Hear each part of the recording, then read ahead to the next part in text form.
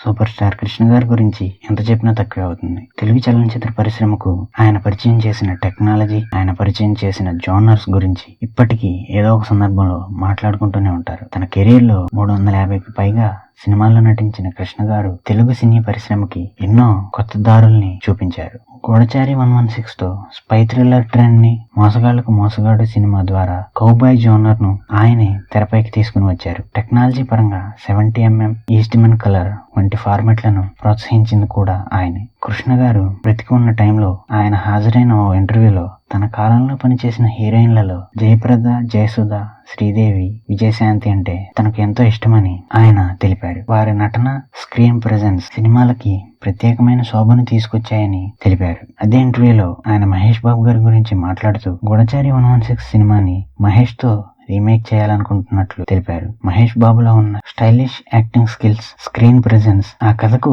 సరిగ్గా సరిపోతుందని ఆయన అభిప్రాయపడ్డారు.